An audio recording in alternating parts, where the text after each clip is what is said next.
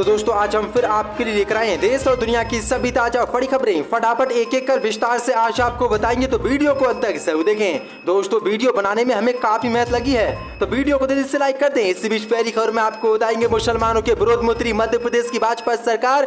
मध्य प्रदेश के खंडवा में बने दरगाह पर भाजपा ने चलवाया बिल्डोजर, मुसलमानों का जोरदार प्रदर्शन शुरू।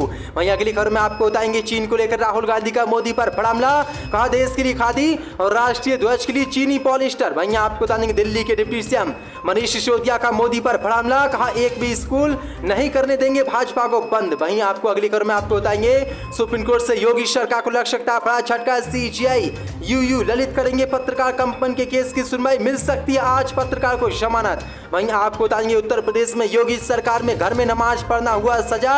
यूपी के मुरादाबाद में घर में नमाज पढ़ने के मामले में 26 मुसलमानों के खिलाफ योगी सरकार ने एफआईआर कराई दर्ज, मुसलमानों में जोरदार गुस्सा। तो दोस्तों सभी खबरों को एक एक कर विस्तार से आपको बताने वाले हैं, तो दोस्तों वीडियो को दिल से लाइक कर चैनल को सब्सक्राइब जरूर कर लें। इसी के साथ पहले बड़ी खबर कैलकुलेशन, मुसलमानों के विरोध में उतरी मध्य प्रदेश की भाजपा सरकार। खंडवा में दरगाह पर भाजपा ने चलवाया बिल्डोजर, मुसलमानों में भारी गुस्सा। चौंसा पदे मध्य प्रदेश की भाजपा सरकार एक बार फिर से मुसलमानों के विरोध में उतरी है। दरअसल मध्य प्रदेश के खंडवा में सैकड़ों साल पुरानी दरगाह महबूब सैलानी को भाजपा ने बिल्डोजर चलवाकर जमींदोज कर दिया है, जिसके बाद मुसलमानों में भारी गुस्सा है। प्रशासन और भाजपा का तर्क है कि दरगाह हाईवे के रास्ते में बाधा बन नहीं थी, इसलिए इस दरगाह को यहां से हटाया गया है। दरअसल आपको बता दें इंदौर इच्छापुर हाईवे का काम तेजी से चल रहा है। प्रशासन ने कहा कि कार्रवाई आज सुबह हमने की है और बिल्डोजर मंगवा कर महबूब सैलानी दरगाह को पूरी तरीके से आज हमने खत्म कर दिया, जिसके बाद मुसलमानों का जोरदार प्रदर्शन वहां पर शुरू हो गया है।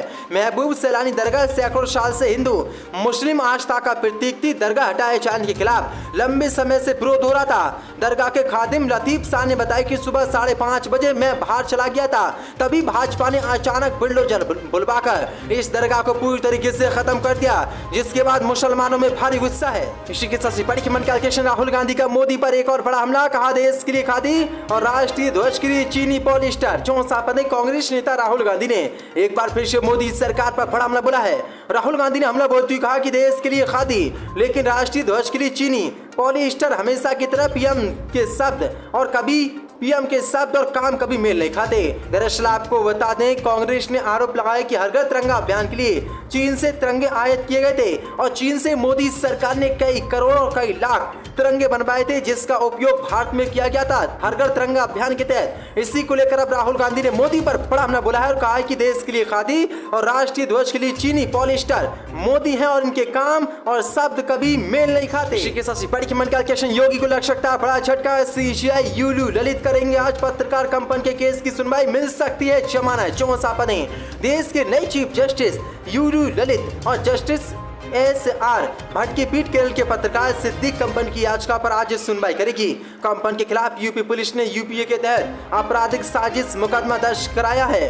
यूपीए और राजद्रोह जैसे सख्त कानून के तहत गिरफ्तार पत्रकार कंपन ने मथुरा हाईकोर्ट में जमानत याचिका दायर की थी, जिस पर सुनवाई करते हुए कोर्ट ने उन्हें जमानत देने से इनकार कर दिया। इसके बाद उन्होंने इलाहाबाद हाईकोर्ट का दरवाजा खटखटाया, लेकिन यहाँ से भी उनको निराशा हाथ लगी। दरअसल आपको बताते हैं हाथरस रेप कांड के बाद कानूनी व्यवस्था में और गड़बड़ी पैदा करने के आरोप में मुस्लिम पत्रकार सिद्दीकी कंपन को मथुरा की भाजपा पुलिस ने 5 अक्टूबर 2020 को उस समय गिरफ्तार किया था, जब वह दलित लड़की के परिवार के सदस्यों से मिलने के लिए गांव जा रहे थे, जिसके बाद उनको यूपी पुलिस ने गिरफ्तार किया था और राजद्रोह का केस उन पर लगाया था जबरदस्ती भाजपा ने मुस्लिम समझकर। जिसके बाद आज बड़ी अपडेट निकल के सामने, इस पर नए चीफ जस्टिस यूयू ललित सुनवाई करेंगे और आज इनको जमानत दे सकते हैं और योगी को बड़ा झटका लग सकता है। बड़ी खबर कैलकुलेशन, दिल्ली के डिप्टी सीएम मनीष सिसोदिया का भाजपा पर बड़ा हमला, कहा एक भी स्कूल नहीं करने देंगे भाजपा को बंद। चौंसा पदे दिल्ली के उप मुख्यमंत्री मनीष सिसोदिया ने आज मोदी सरकार पर तीखा हमला बोलते हुए कहा कि वह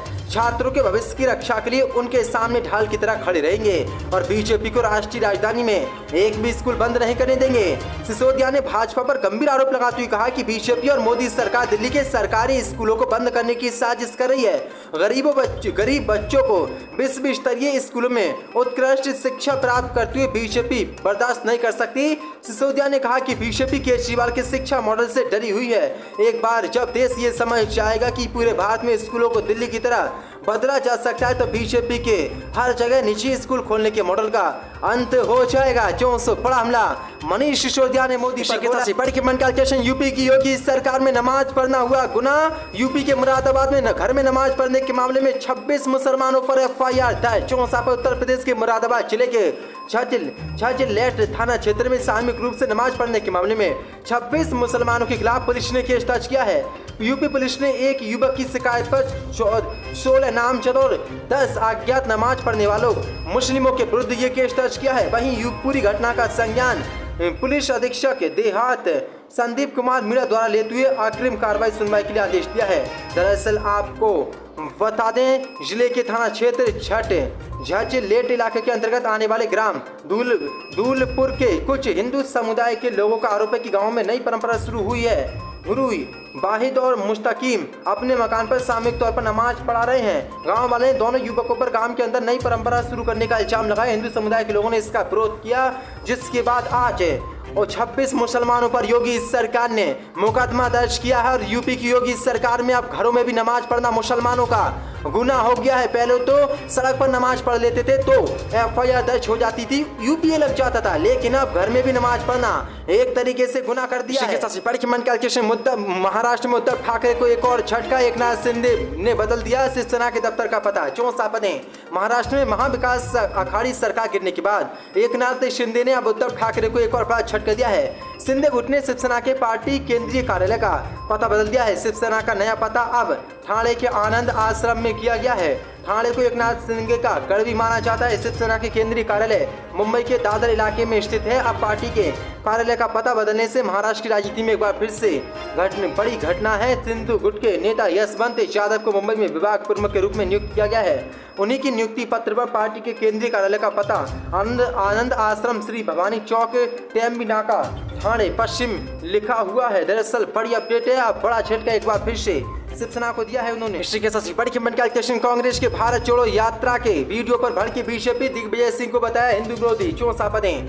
कांग्रेस नेता और राज्यसभा सांसद दिग्विजय सिंह ने कांग्रेस की भारत जोड़ो यात्रा अभियान से जुड़ा वीडियो ट्विटर पर शेयर किया है। दिग्विजय सिंह की इस पोस्ट को लेकर बीजेपी अब आक्रोश में है। बीजेपी MP ने वीडियो पर आपत्ति जताई है। बीजेपी ने दिग्विजय सिंह पे कन्हैयालाल हत्या को लेकर भी घेरा है। दरअसल कांग्रेस नेता दिग्विजय सिंह के ट्वीट में एक वीडियो पोस्ट किया गया है, जिसमें भगवा झंडा उठाए युवकों को हाथ में तलवार लिए दिखाया गया है। वीडियो कांग्रेस की भारत जोड़ो यात्रा से संबंधित है। इसे लेकर MP बीजेपी के नेताओं ने दिग्विजय सिंह को घेरा और आरोप लगाया कि दिग्विजय सिंह हिंदू विरोधी हैं। बीजेपी विधायक रामेश्वर शर्मा ने पूछा कि दिग्विजय सिंह को केसरिया रंग में कट्टरता दिखती है, लेकिन कन्हैयालाल के हत्यारों में कट्टरता क्यों नहीं दिखती। पता हो कि नुपुर शर्मा का कथित तौर पर समर्थन करने पर राजस्थान के उदयपुर में पिछले दिनों टेलर कन्हैयालाल की हत्या कर दी गई थी। विधायक ने यह भी कहा कि दिग्विजय सिंह कब तक हिंदुओं का विरोध करते रहेंगे। हिंदुस्तान हिंदुओं का ही है, इसकी रक्षा नहीं करेंगे तो कौन करेगा। इससे केसरी ध्वज के साथ हाथ में तलवार लेकर छत्रपति शिवाजी महाराज निकले थे,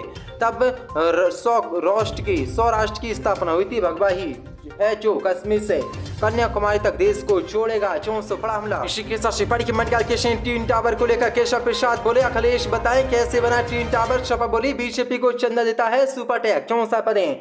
नोएडा के ट्विन टावर को रविवार दोपहर 2:30 बजे जमी दोज कर दिया गया। इसी बीच अब इस मुद्दे पर सियासत शुरू हो गई। उत्तर प्रदेश के डिप्टी CM केशव प्रसाद मौर्य का इस पर बयान सामने आया है। उन्होंने कहा कि अखिलेश यादव को बताना चाहिए कि ये इमारत कैसे खड़ी हुई। वहीं मुख्यमंत्री योगी ने भी इस पर बयान दिया है। केशव प्रसाद मौर्य ने कहा कि समाजवादी पार्टी की सरकार और तब के मुख्यमंत्री अखिलेश ने भ्रष्टाचारियों को संरक्षण दिया। समाजवादी पार्टी का मतलब भ्रष्टाचार और गुंडागर्दी है। समाजवादी पार्टी और अखिलेश यादव को इस पर जवाब देना चाहिए कि उनकी सरकार के समय इतना भ्रष्टाचार कैसे हुआ, ये इमारत कैसे खड़ी हुई, उन्होंने ऐसा क्यों दिया, ये उत्तर प्रदेश की जनता को बताना चाहिए। इस पर समाजवादी पार्टी ने अब जोरदार पलटवार किया है। इन आरोपों पर सपा ने जोरदार जवाब देते हुए कहा कि सपा मीडिया सेल के ट्विटर अकाउंट से जारी बयान में कहा गया कि इस भ्रष्टाचार की इमारत की जिम्मेदार तुम भाजपा हो, क्योंकि सुपर टैग भाजपा को चंदा भी देता है और भाजपाइयों की यहाँ बैठकर दलाल भाजपाइयों के साथ दलाली भी करता है। बयान में आगे पूछा गया है कि कसम खाओ कि तुम लोगों ने सुपर टैक्स से पैसा नहीं लिया और उसके भ्रष्टाचार में भागीदारी नहीं ली, जिसके बाद भाजपा को हड़कंप मच गया। अखिलेश और सपा ने बड़ा हमला आज ट्विन टावर को लेकर बीजेपी पर बोला है। केशव प्रसाद मौर्य का मुंह पूरी तरीके से बंद कर दिया और कहा है कि बीजेपी को चंदा सुपर टैक्स देता था और बीजेपी के दलाल कार्यकर्ता उनके पास बैठते थे, जिसके बाद ये इमारत बनी। और भाजपा आज हम पर ये सवाल उठा दी कि ये ट्विन टावर कैसे बना।